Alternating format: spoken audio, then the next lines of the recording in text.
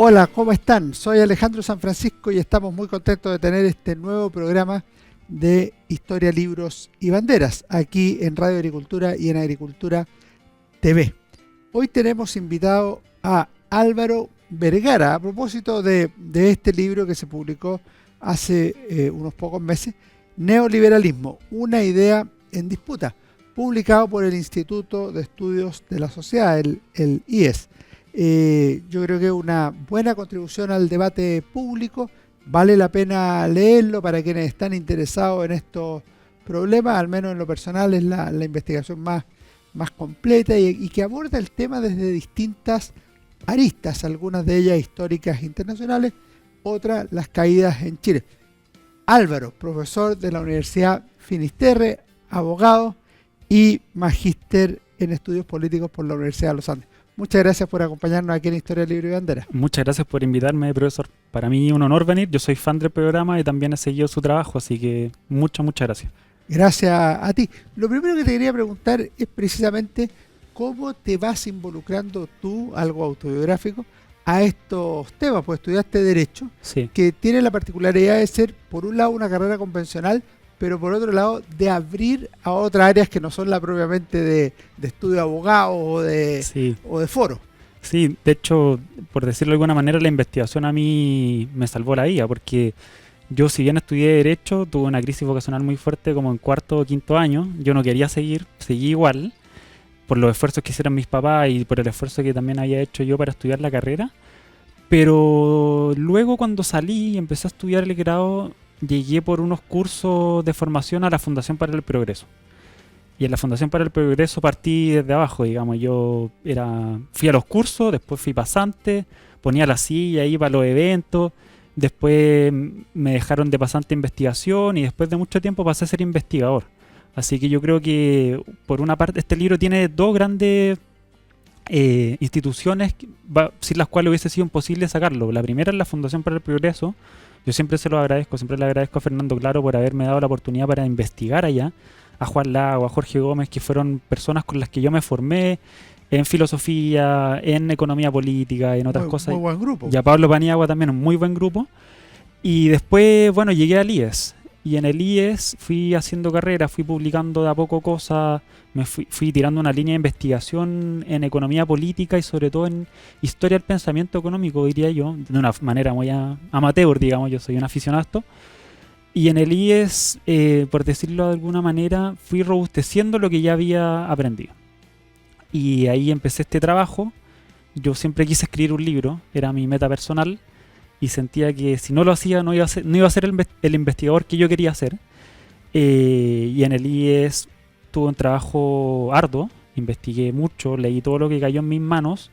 También utilicé las fuentes en las cuales yo me había formado, así que eso me resultó fácil, pero fui a investigar, conversé con muchas personas, pasé 4 o 5 revisiones del libro, con Daniel Mansú y Manfred Svensson, la Juarao, de ahí haciéndome comentarios para robustecer esto.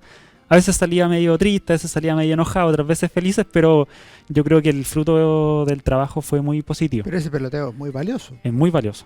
O sea, uno puede creer que tiene el último descubrimiento, pero si no lo testea con gente que ha trabajado los temas, queda más, el resultado queda peor. Sí, eso es vital. Yo creo que eso es lo que intento mostrar acá también, pero que la colaboración en el ámbito intelectual es de vital importancia. Y no solo eso, sino que también en el IES ayudan a pulir un poco la escritura, un montón de cosas que a veces uno, por temas, digamos, diversos, no es experto. Así que a mí me sirvió al menos mucho que me ayudara. Maduré demasiado escribiendo el libro. Por eso estoy muy agradecido del Instituto de Estudios. No, el libro muy bien escrito, publicado además por el Instituto de Estudios de la Sociedad del IES, que yo tuve el gusto de dirigir y fundar hace algunos años, hace casi 20 años. Sí, de hecho en la biblioteca hay algunos libros que tienen su nombre, sí. Se me quedaron ahí. Sí, se quedaron. No lo he ido a buscar. Oye, vamos al tema.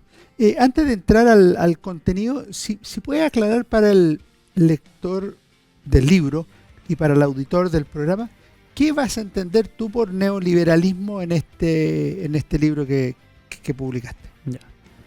A mí me pareció que la mejor manera de entender neoliberalismo no era a través de una fórmula ideológica. Primero porque si uno va a ver la literatura que existe sobre el tema, yo diría que la única conclusión más o menos irrefutable es que la mayoría de los autores lo definen de manera diferente. Entonces, encontrar consensos con respecto al concepto se ha hecho muy difícil. Entonces, en ese sentido, a mí me pareció que la mejor manera de intentar ver qué era el neoliberalismo en sí fue desde una perspectiva histórica. Y en ese sentido, yo doy una definición que no es original mía. Hay otros autores que la tratan, sobre todo en la literatura académica contemporánea del concepto, y simplemente lo defino como un movimiento histórico en el cual se reúnen diferentes pensadores de la Escuela Austriaca de Economía, de la Escuela Liberal, Ordoliberal de Friburgo y de la Escuela de Economía de Chicago en un periodo clave que fue el periodo de entreguerras. La mayoría de ellos vivían en Europa y en Estados Unidos, pero se fueron dando cuenta poco a poco que fueron surgiendo diferentes ideologías colectivistas que empezaron a tener un profundo arraigo en la población. Y muchos de estos pensadores se dan cuenta desde el primer momento en que si no reaccionaban de alguna manera, iban a perder el control de sus países. Por decirlo de alguna manera, la democracia y el mismo liberalismo que existía en la época podía caer. Entonces, en ese sentido, yo defino al neoliberalismo como un movimiento de renovación del pensamiento liberal clásico en un periodo de posguerras que tuvo la misión de reactualizar el pensamiento liberal para los desafíos de la época. Por eso yo en un par de entrevistas hay gente que me ha criticado un poco porque yo digo que el neoliberalismo hoy ya no existe. El neoliberalismo fue un movimiento, pero que tuvo su vigencia y que se acabó cuando estos pensadores empezaron a morir a principios de los 2000. Fueron los últimos en morirse. Entonces... Perdón, y si no tiene vigencia, lo que tú dirías es que cuando alguien acusa al del frente de ser neoliberal o cuando alguien se define neoliberal, está teniendo una distorsión temporis ahí. Yo lo diría así de alguna manera, pero si uno toma la mejor versión, digamos, de la persona que esté intentando decir que otra persona es neoliberal, yo entiendo que hay que de alguna manera replica o intenta introducir en el debate público algunas de las ideas que estos pensadores tenían. Pero bueno, también hay que distinguir. Hoy día yo creo que la mayoría de veces que se utiliza el concepto de neoliberalismo es para descalificar el contrario, porque uno no está de acuerdo con lo que piensa, no sé, en materia económica, en materia histórica, y la mejor manera para sacarlo del debate, de alguna manera excluirlo, es decirle que es un neoliberal. Porque ¿qué es lo que va a tener que hacer? Primero, intentar explicar por qué esa persona sería o no neoliberal. Y segundo, porque la palabra adquirió una carga tan fuerte que hoy en día es una forma de insulto. Álvaro, muy interesante lo que dice, porque una de las cosas que he notado yo es que la mayoría de las personas no se define como neoliberal, sino que define al del frente como neoliberal y habitualmente de manera crítica. Sí, yo creo que ese es el uso común de la palabra hoy día es para descalificar. Pero aún así creo yo que dentro de la tradición chilena y también en la tradición internacional liberal hay algunas personas que se definen como neoliberales cuando lo toman en el sentido en que lo intento plasmar en el libro, como un movimiento histórico que intentó renovar el liberalismo. Y yo creo que en Chile, por ejemplo, esto lo solíamos conversar con Felipe Schoenberg, que falleció recientemente. Una pena, gran intelectual. Sí, que éramos bien amigos, de hecho estuvo en este programa. Felipe solía decir que él era un neoliberal y lo decía... de forma irónica, una excentricidad para provocar, pero por ejemplo Gonzalo Cordero creo que también ha dicho yo soy un neoliberal y lo reconocen de esa manera porque ellos efectivamente están utilizando el concepto en su sentido original o noble, por decirlo de alguna forma. Ellos intentan reivindicar el concepto pese a que saben la carga negativa que él tiene, intentando dejar estas caricaturas de lado. ¿Sí? Vamos a volver al tema conceptual. Te lo propongo en unos momentos más, pero antes quería ver por qué tú incluyes dentro de tu explicación, que me parece muy bien lograda históricamente, a la escuela austriaca, sí, a Friburgo y a lo que llamaríamos la escuela de Chicago, no a los que estudiaron en Chicago, sí, por la distinción que tú haces en el libro. Sí. Yo diría que esas tres escuelas forman el tronco de este movimiento de renovación. También habían algunos intelectuales que no venían de esas escuelas, como Popper, como Lippmann, entre otros pensadores, como el mismo Raymond Aron, que forman parte de estos encuentros que tienen estos intelectuales para renovar el pensamiento liberal. Pero yo diría que en esas tres escuelas, pese a las diferencias profundas que tenían entre ellas, también tenían ciertas semejanzas. Y yo creo que esas semejanzas van generando la impronta del neoliberalismo. ¿Cuáles diría yo, en rasgos muy simples, serían esas semejanzas? Primero, todos estos pensadores tenían presente que las ideas importan. Yo sé que esto hoy día suena como un eslogan, en fin, pero ellos no lo tomaban en ese sentido, sino que en la época muchos pensadores, muchas otras escuelas de pensamiento creían que eran las condiciones económicas las que luego determinaban la forma de la idea, la típica concepción marxista de estructura y superestructura. Sin embargo, estos pensadores creían que era lo contrario, que eran las ideas las que iban generando los movimientos políticos que finalmente llevaban a cabo reformas. Entonces esto se ve muy claro en el ensayo de Hayek, Los intelectuales y el socialismo, que Hayek dice, yo creo que muy lúcidamente, el socialismo nunca fue un movimiento de masa en su inicio. Siempre fue un movimiento de una élite intelectual que luego de muchos esfuerzos por intentar introducir el pensamiento de simplificaciones fue poco a poco permeando en las masas. Por ciertos líderes que lo hicieron permear, ciertos líderes gremiales y en fin. Pero aparte yo creo que... Y por las estructuras, por la primera internacional, la tercera internacional, exacto. O sea... Sí, totalmente de acuerdo. Y segundo, estos pensadores logran darse cuenta del peligro de estas ideologías colectivistas que les dije yo, y por lo tanto, pese a tener diferencias, saben que tienen que unirse, que es momento para dejar un poco de lado las diferencias, pese a que luego van a seguir discutiendo entre algunos. Pero también, y en esto yo he sido un poco criticado por el mundo social cristiano, porque siempre me dicen, no, pero Hayek no es lo mismo que Rep, que yo estoy de acuerdo.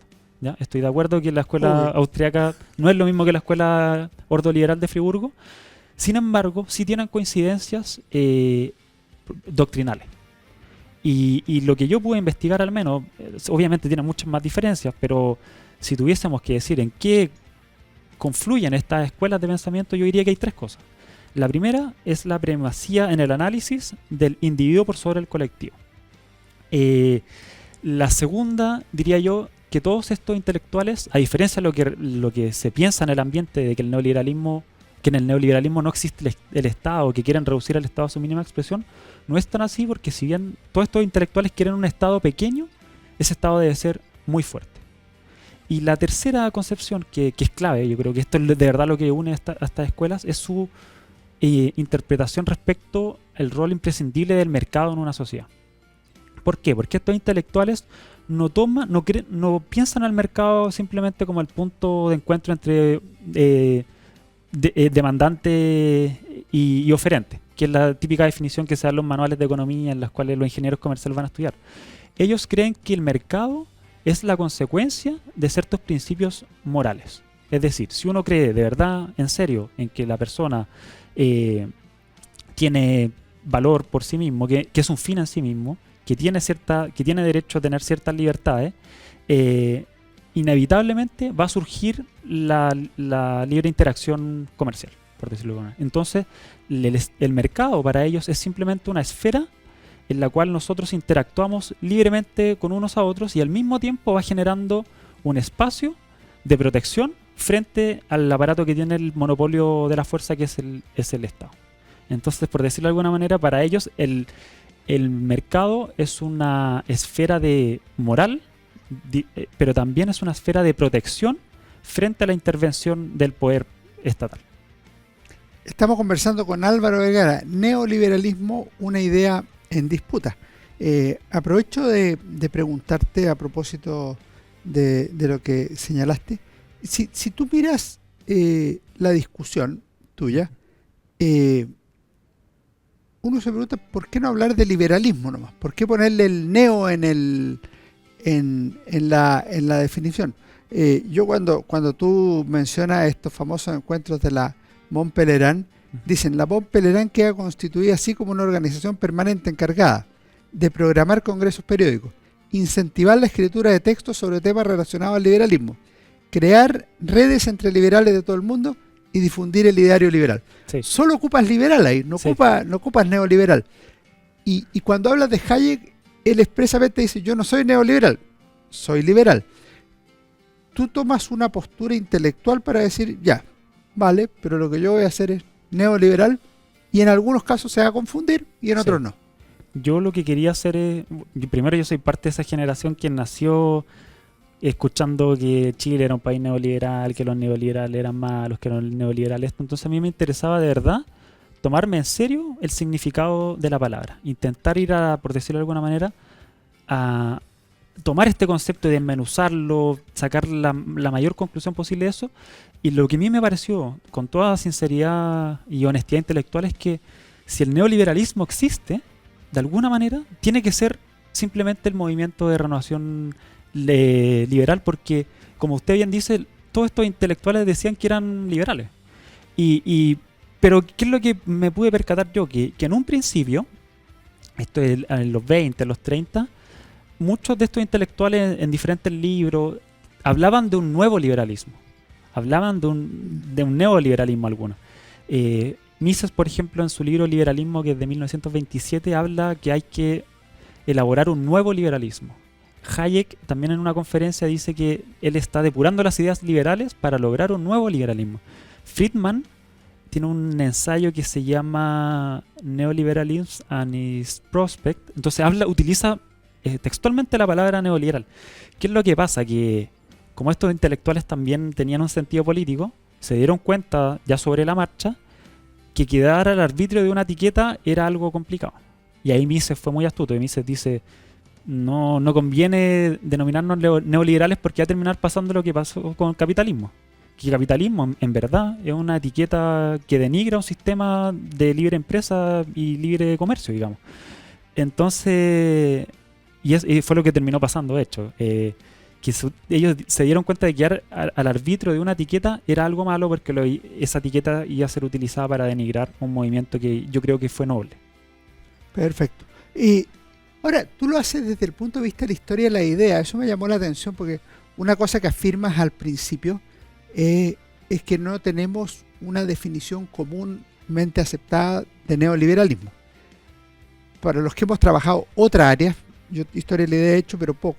En historia los conceptos, por definición, no tienen una sola definición, pues los conceptos son entidades en disputa. Sí. Entonces hay un problema semántico, son polisémicos, etcétera, etcétera.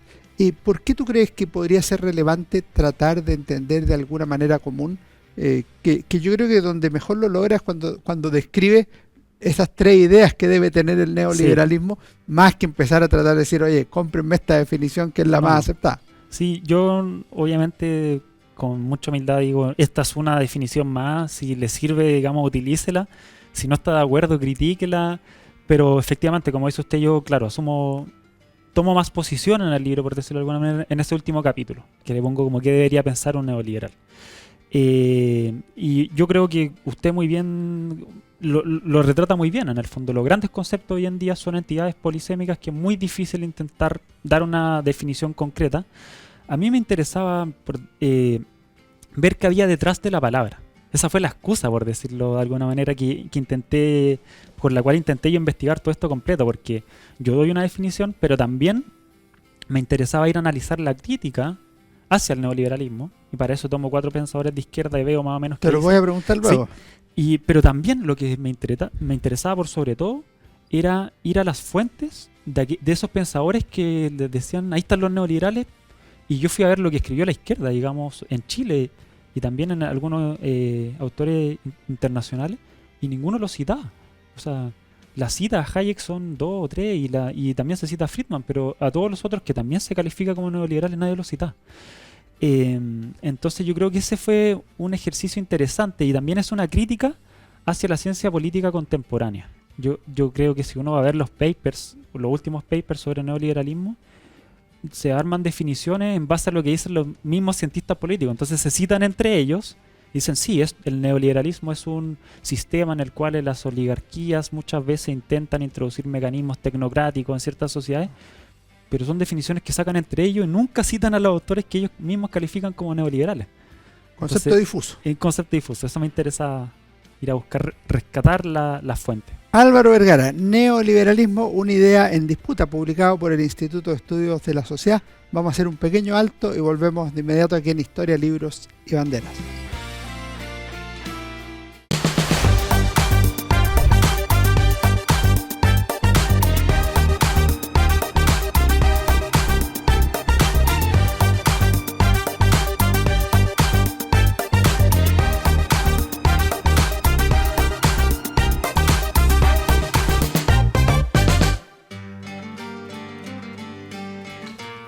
Volvemos aquí en Historia, Libros y Bandera, en Agricultura TV y en Radio Agricultura. Estamos conversando con Álvaro Vergara, Neoliberalismo, una idea en disputa. El libro ha aparecido muy recientemente, en marzo de este año. Le agradezco a Álvaro, ciertamente, también a Joaquín Castillo, que habitualmente en el IES me envía los libros, sea para leerlos, sea para tener los invitados, si están disponibles, porque hay algunos libros ahí de autores extranjeros muy, muy valiosos en la editorial del Instituto de Estudios de la Sociedad.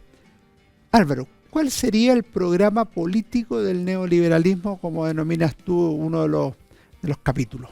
Sí, yo creo que en un primer momento el movimiento de renovación liberal fue solo un camino intelectual. Sin embargo, sobre la marcha, estos pensadores se dan cuenta que deben reaccionar, y no solamente eso, sino que deben reaccionar con mucha fuerza. Entonces, en esa línea, lo que intentan hacer es, primero, agruparse en orgánica.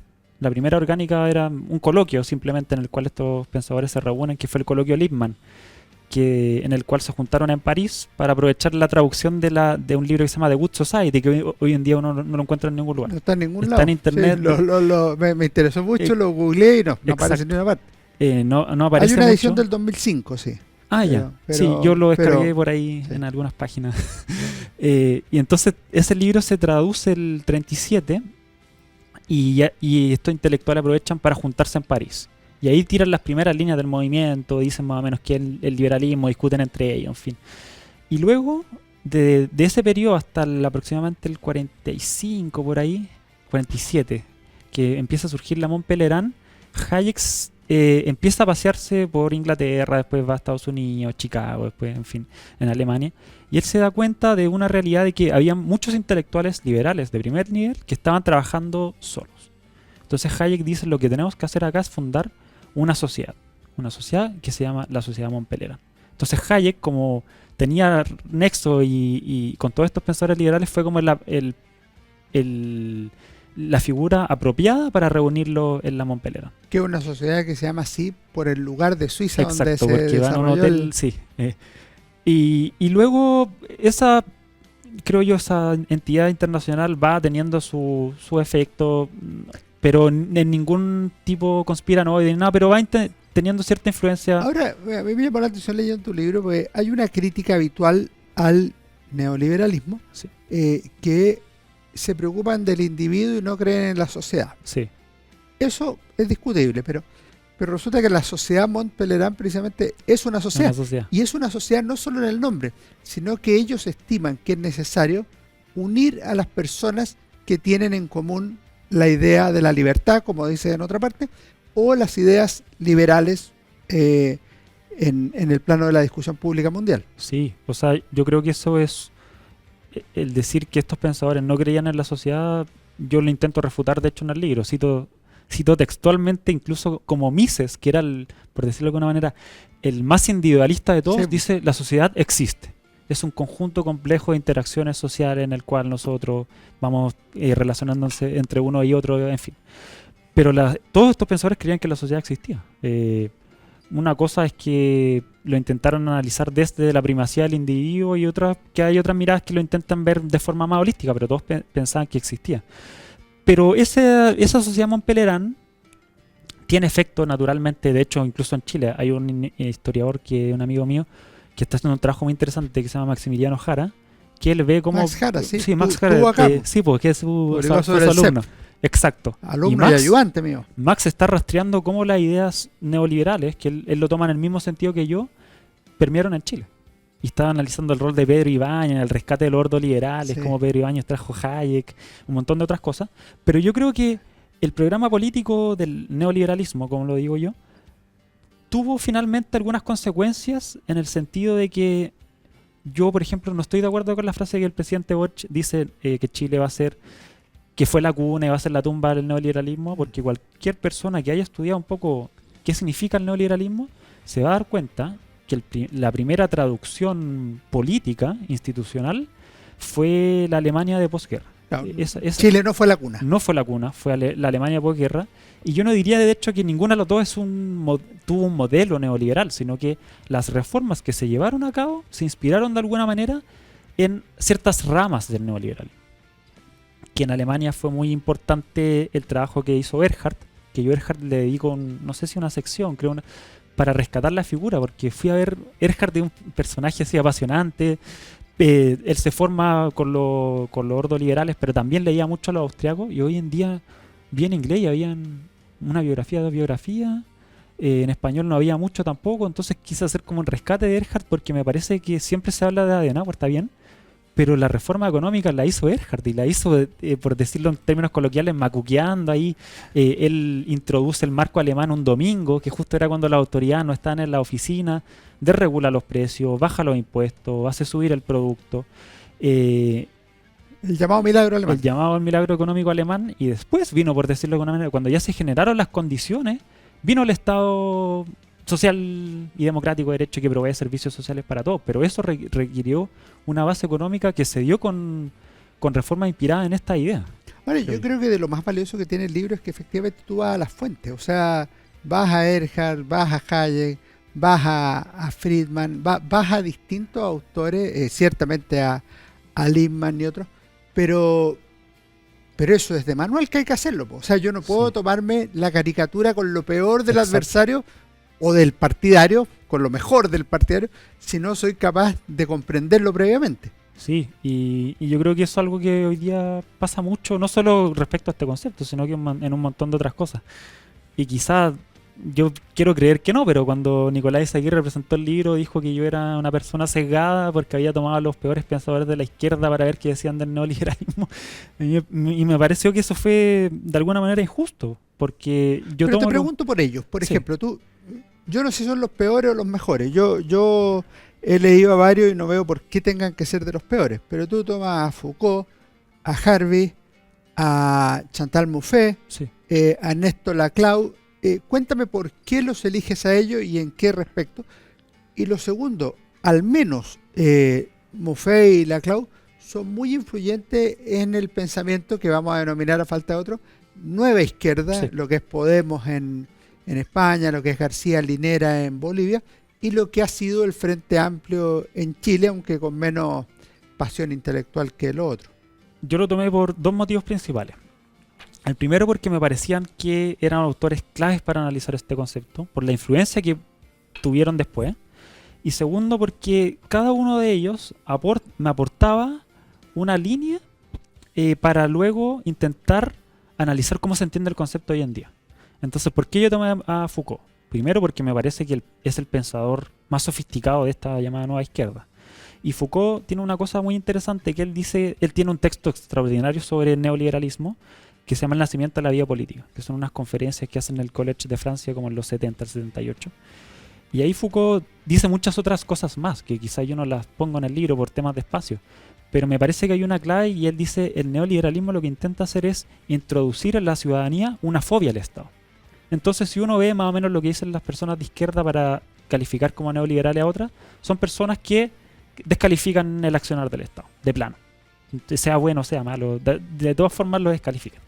Después tomé a David Harvey, que yo creo que sí es un pensador muy sofisticado, pero lo tomé porque él tiene un libro que se llama Breve Historia del Neoliberalismo, que es del año 2005, que es el libro más citado de todos para estudiar esta cosa. Entonces me parecía que no lo podía dejar afuera. Y aún así Harvey tiene una teoría clave, creo yo, que él dice: el neoliberalismo se ha transformado en una suerte de sentido común. Y esto, si uno va a ver los escritos de pensadores contemporáneos sobre neoliberalismo, es lo que dicen. Renato Christie, por ejemplo, dice que ha escrito mucho sobre el tema, dice: el neoliberalismo ha llegado a configurar incluso nuestra psiquis. Ahora, eso es así. Eso es, claro. Eso es así, salvo que discutamos el concepto, pero el liberalismo o el neoliberalismo son sentido común hoy día. Exacto. Por las prácticas que también van moldeando, ¿no? Sí. Luego tomé a Chantal Mouffe porque me parecía que el neoliberalismo ejerce una influencia clave en la reagrupación de las izquierdas desde los años 90 en adelante. O sea, cuando cae el muro de Berlín y cuando cae la Unión Soviética, las izquierdas pasan un periodo de reestructuración, de repensar, en fin. Y esto yo lo veo en el capítulo primero de mi libro, pero el profesor Vigo me mandó obviamente a ver las actas del socialismo del siglo XXI, del Foro de Sao Paulo, porque según y yo estoy de acuerdo con él, porque él me decía, antes de los 90 se hablaba poco de neoliberalismo.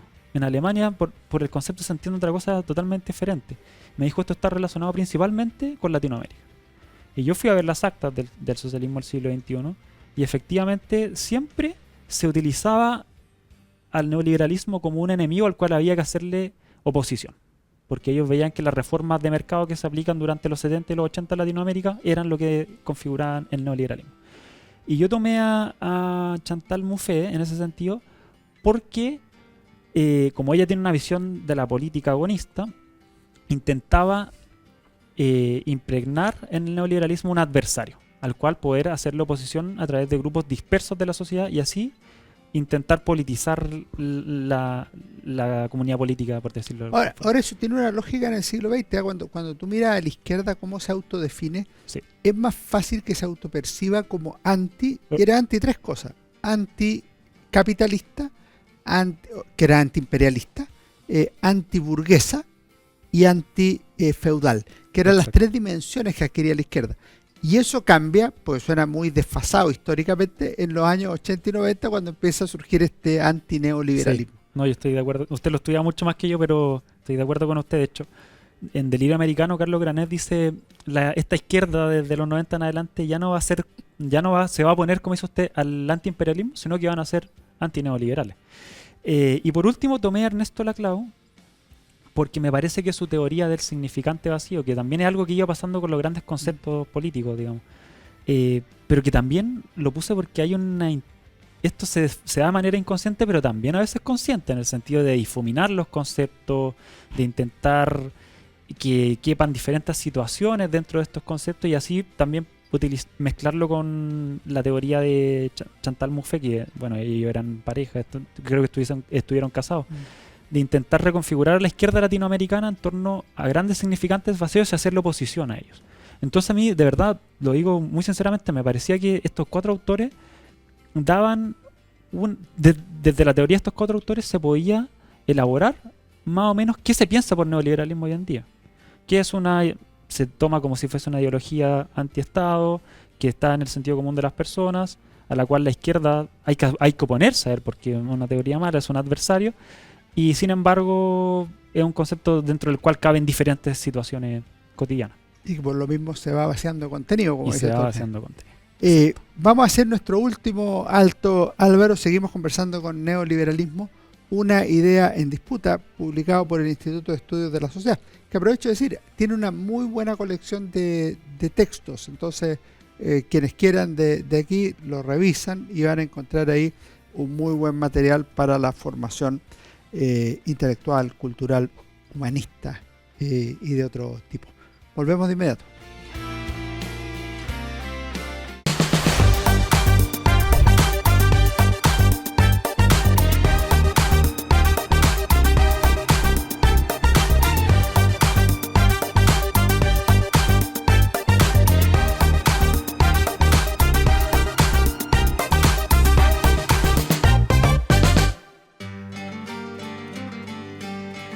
Volvemos aquí en Historia, Libros y Banderas. Estamos conversando con Álvaro Vergara sobre este libro muy bien investigado, con referencias internacionales, sobre todo al concepto o idea en disputa del neoliberalismo.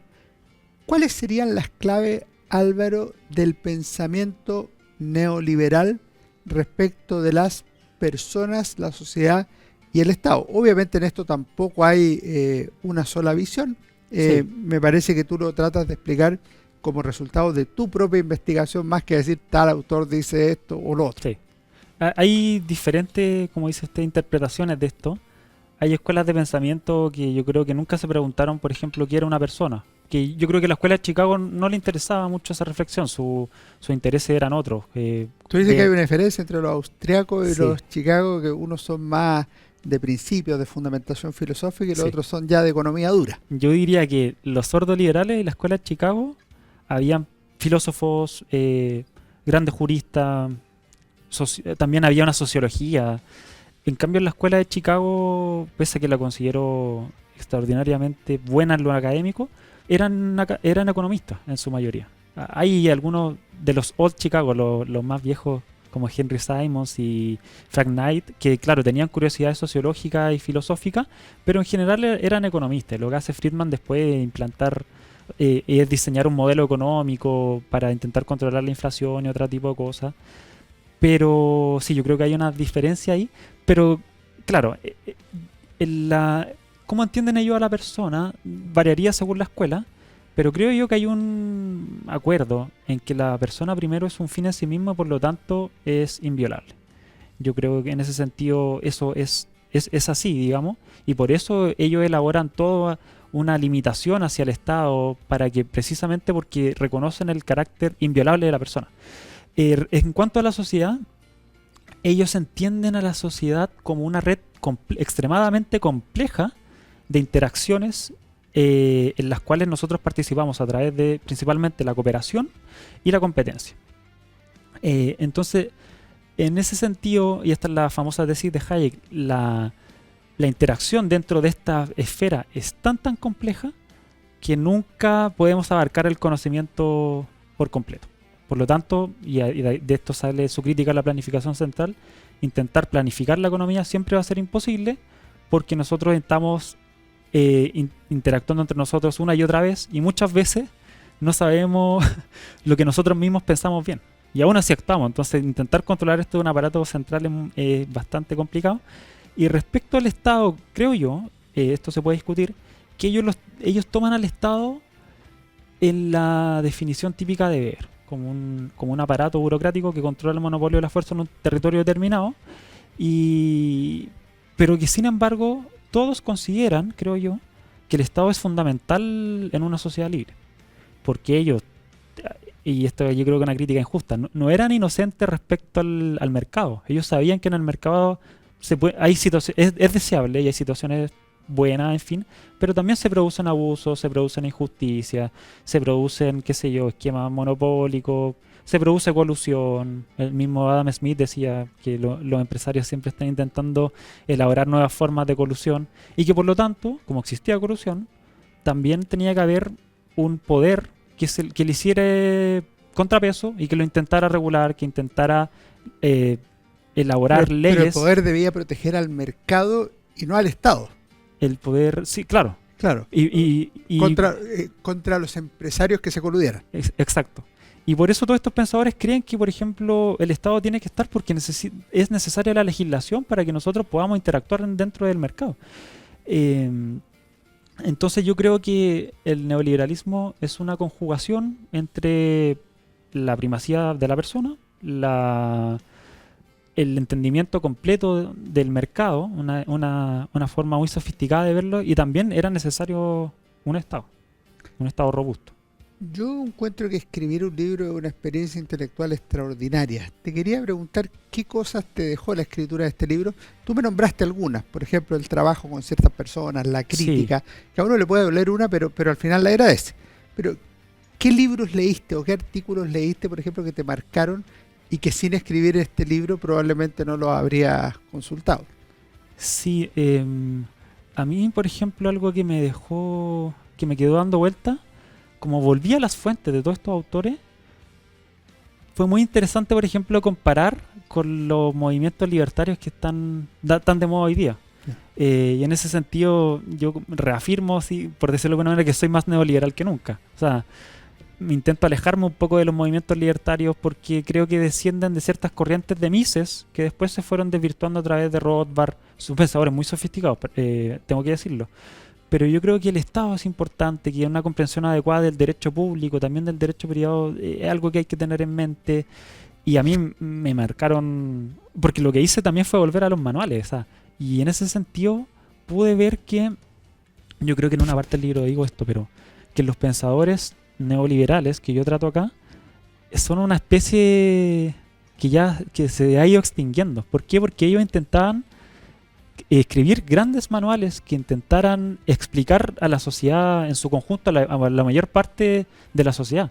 Entonces hoy día, que sé yo, uno va a una librería y hay un libro de Byung-Chul Han que tiene 60 páginas que nos quiere explicar, claro, los grandes dilemas del mundo, y estos pensadores le dedicaban tratados sistemáticos. De hecho, Hayek tiene un texto muy bonito sobre Mises, en que dice: Mises fue sí, es una interpretación de él, pero fue como los grandes pensadores escoceses de la Ilustración.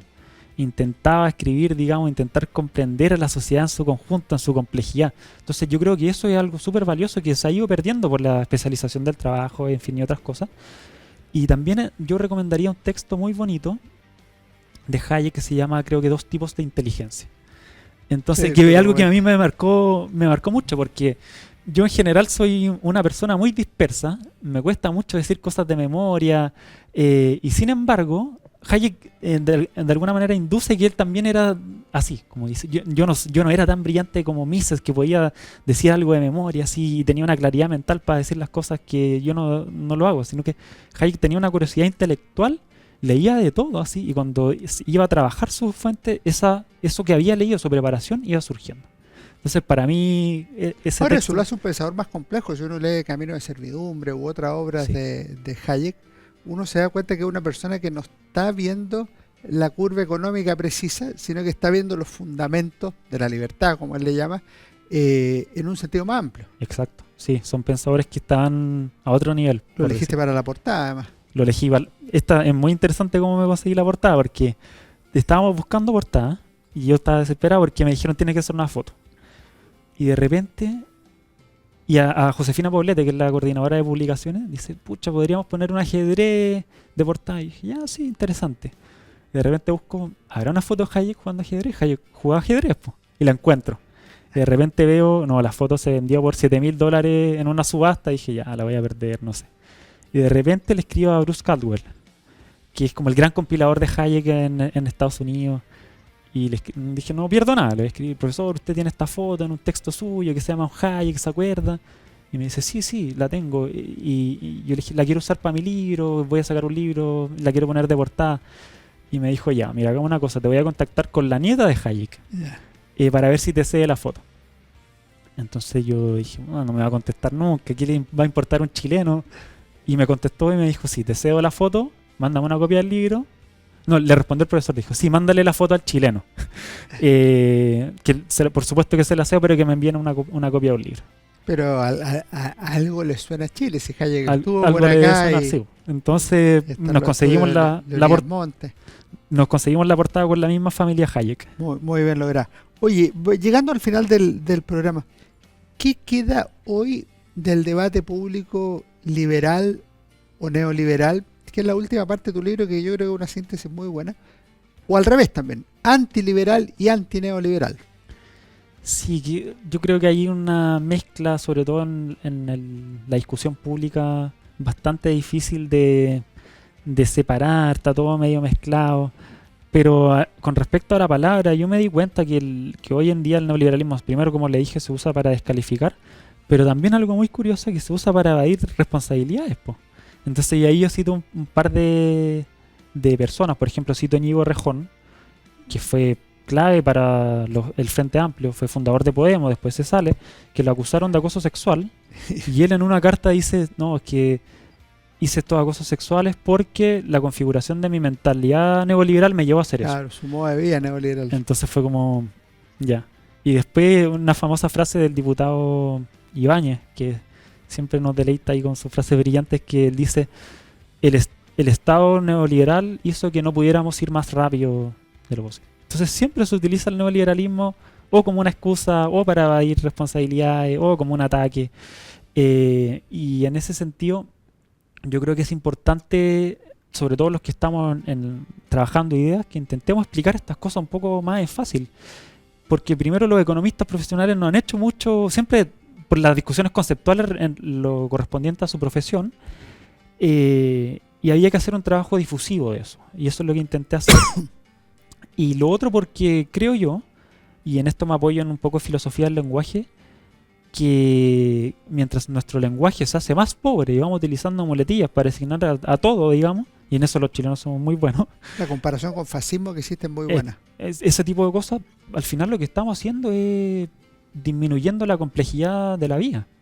Si le decimos fascismo a todo, si fascismo es una persona que cree en el mercado, pero también es José Antonio Cast, digamos, y también es Johannes Kaiser, y no sé, Oye, son y en el socialistas. pasado era el Partido Nacional y Frei, o sea, no Exacto. con la Unidad Popular, por ejemplo. Entonces, si todos son fascistas, al final nadie es fascista. Si todos son neoliberales, nadie. Entonces, me parece a mí que había que hacer este trabajo, no para ir a decir que uno tiene la verdad ni nada, sino que para intentar contribuir con un aporte a la discusión pública. Yo creo que eso es lo que se logra y el sentido que tiene este programa precisamente es contribuir a la discusión pública Sí. a través del libro. Sí. Si alguno será más afín a un auditor, otro será más afín a otro auditor, Claro. pero lo clave es darle relevancia, sustento intelectual al debate público en Chile. Exacto.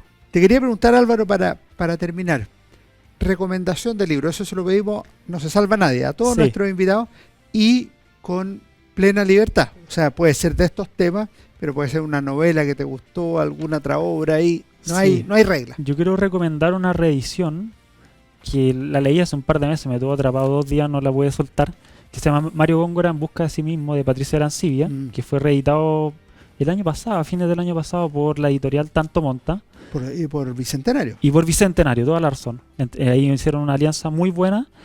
Yo de verdad recomiendo ese libro, traza muy bien los primeros años de Mario Góngora, cómo se va formando el intelectual público que llegó a ser el historiador. Y pero sirve sobre para todo darnos lo que, cuenta que no somos nada.